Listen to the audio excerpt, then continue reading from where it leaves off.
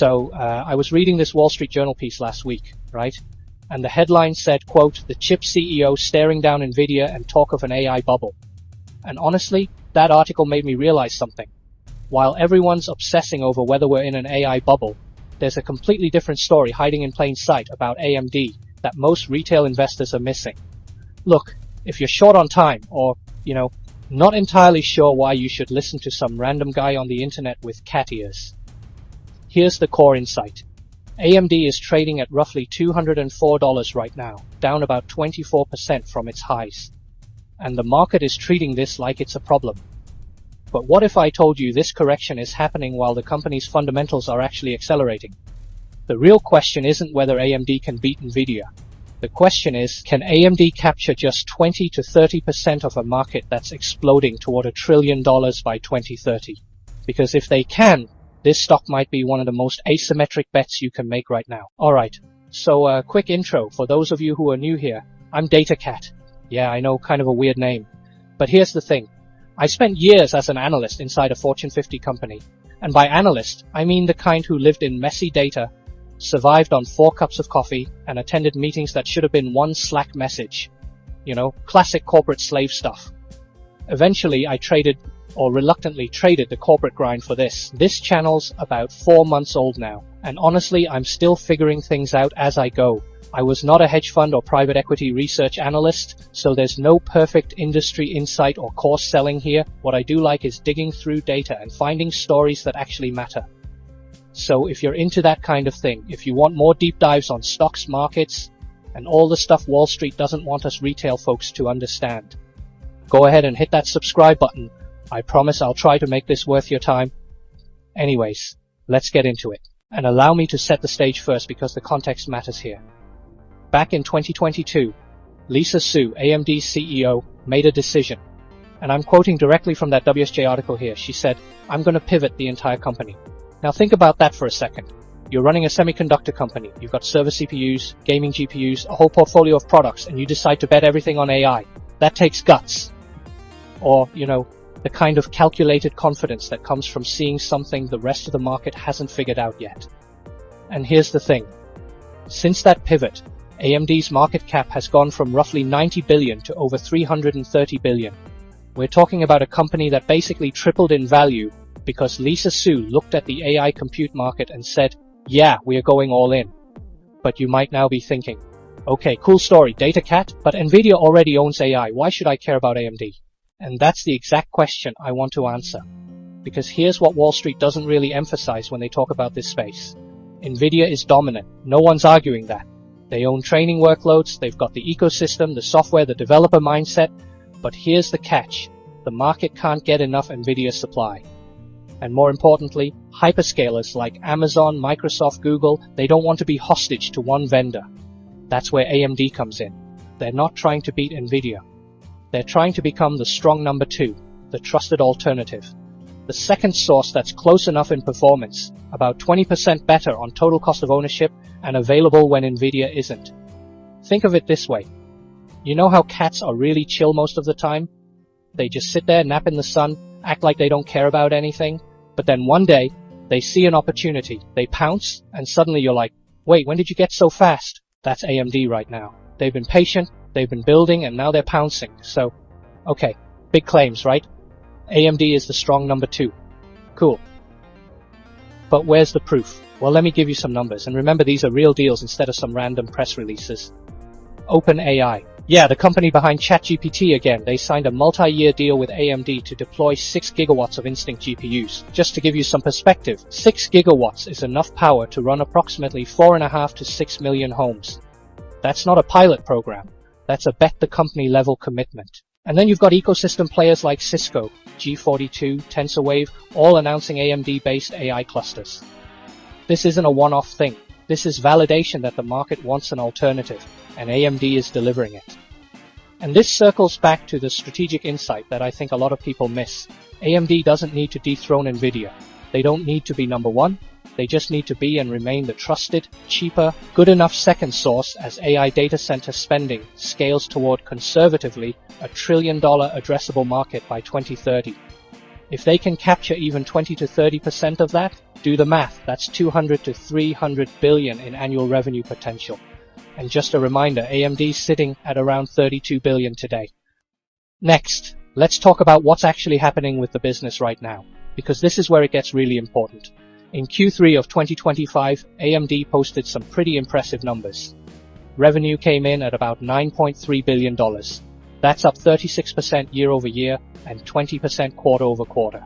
In simple terms, a record quarter. Data center revenue specifically, $4.3 billion, up 22% year over year. And that's being driven by their 5th generation EPYC server CPUs and their Instinct MI350 series AI GPUs. Balance sheet solid. They've got net cash of about $7.2 billion in cash versus roughly $3.9 billion in debt. Current ratio over 2.3, no liquidity issues. And that matters because it means they can keep investing heavily in AI without worrying about running out of runway. Guidance for Q4, about $9.6 billion in revenue, up 25% year over year. And more importantly, management is saying their AI data center business is on a, quote, clear trajectory toward tens of billions in annual revenue by 2027. Tens of billions. By 2027, we're talking about a business segment that basically didn't exist 2 years ago and is now becoming a core revenue driver. So the fundamentals are accelerating, the partnerships are real, the pivot is working. So why is the stock down 24% from its highs? Here's the uncomfortable truth that I think we need to talk about, but bear with me for a minute, it would all make sense later. At around $204 a share, AMD has a market cap of roughly $332 billion, and the trailing PE ratio, over 100 times. That's 3 times the semiconductor industry average, and about twice Nvidia's trailing PE. Now the forward PE is more reasonable in the high 20s to mid 30s, similar to Nvidia, but still, you're paying a premium here, a big one. Let me walk you through a quick scenario. And I'm trying to be really straightforward here because I think a lot of people get sold on growth stories without thinking through the math. Let's say by 2027, AMD grows revenue to over $50 billion. That's a 20 to 25% compound annual growth rate from where they are today. Totally plausible given the AI tailwinds. Let's also say their net margin expands toward 20% as the AI mix rises. Again, reasonable. That would give you earnings per share of around $7 to $8 by 2027. Now, if the market gives them a 30 times forward PE multiple in 2027, which is still a premium but not insane, that's a fair value of roughly $210 to $240. Discount that back a couple years at a mid-teens equity discount rate, and you're basically at, voila, basically where we at on Friday. In other words, at current prices, you're actually paying for a good but not perfect execution path. The upside from here depends on them outperforming those already optimistic expectations. And the downside, if AI capex growth slows or AMD's share underwhelms, EPS in 2027 might be more like $4 to $5. At a more normal 20 to 25 times PE, that implies a stock price of $80 to $125. We're talking about meaningful multiple compression risk if things don't go perfectly. So what's the valuation takeaway? You're paying up for Lisa's track record and the AI data center growth story. You're not getting a bargain, you're getting optionality. Big difference. Okay, so fundamentals aside, let's talk about what the chart is telling us. Because timing matters. As of last Friday, here's the setup. The stock is about 24% below its 52-week high of $267. The 200-day MA is around $148 and rising. So the long-term uptrend is intact, but the short-term, the 50-day MA is at 214, the 20-day EMA is at 233, and the stock is trading below both. So we've got a short-term downtrend inside a long-term uptrend. Classic correction, just like the broader market we discussed in the previous video. Momentum indicators, RSI at 37, MFI at 27, which suggests it's oversold on a volume-weighted basis. Stochastics are deeply oversold. The stock is about 2 standard deviations below its 20-day mean. And here's the thing, we just had 7 consecutive red closes. Volume was elevated. The candle on Friday showed a gap up, a sell-off, and then a long lower wick off $195. That's classic oversold within a breakdown behavior. It's stretched enough for a reflex bounce, but the short-term momentum is still down. Key levels to watch, immediate support is around 195. If that breaks on volume, we could see a deeper flush toward the high 160s to mid 170s. On the upside, near resistance is 214 to 215, then 233. Until the stock reclaims and holds above those levels, the path of least resistance is still down. Technical takeaway? Again, all of this looks like a sharp correction within a larger uptrend, likely driven by the broader AI and tech sell-off, not AMD-specific fundamental damage. Alright, so let's bring this all together. Because I know what you're thinking, DataCat, you've given me a lot of information, but should I buy this thing or not? Well, I don't have any financial advice for you. But if you're a long-duration, high-risk tolerant investor who believes in the AI secular tailwind, AMD around $200 is defensible. You get strong fundamentals, credible management, deep optionality on AI share gains. But you have to be comfortable with high volatility and multiple risk. 30 to 40% drawdowns are absolutely on the table. If you're more tactically minded or valuation sensitive, here's what I'd suggest. Staged accumulation. Start small if you want exposure now. Then add either on confirmation, meaning the stock reclaims the 50-day and 20-day moving averages with improving breadth and volume, or on a deeper shakeout into the high 160s or 170s if the sector sell-off continues.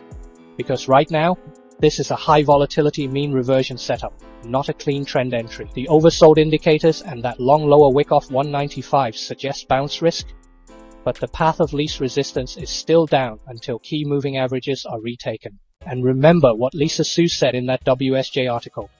She said, quote, "I am not concerned about an AI bubble. I do think that those who are thinking that way are a bit too short-sighted. They don't really see the power of the technology." Now look, CEOs are always going to be optimistic. That's their job. But Lisa Su has a track record of delivering.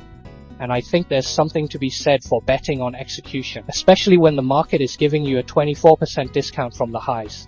Cats don't chase every laser pointer, but when they see the right moment, they strike. And maybe, just maybe, this is one of those moments. Alright, so that's my take on AMD. I tried to give you both sides here, the bull case, the valuation concerns, the technical setup, the risks, because I think that's what real analysis looks like. It's not about pumping a stock or being a perma-bear. It's about understanding the trade-offs and making an informed decision. If you found this useful, if you want more deep dives like this on other stocks or market themes, go ahead and hit that subscribe button. And if you've got thoughts on AMD, if you think I'm wrong, if you've got a different angle, drop a comment. I actually read them, and honestly, some of the best insights come from you guys. Stay curious, stay skeptical. And remember, even in a world full of dogs chasing every shiny thing, sometimes it pays to be a cat and wait for the right moment to pounce. Thanks for watching. DataCat out. I'll see you in the next one.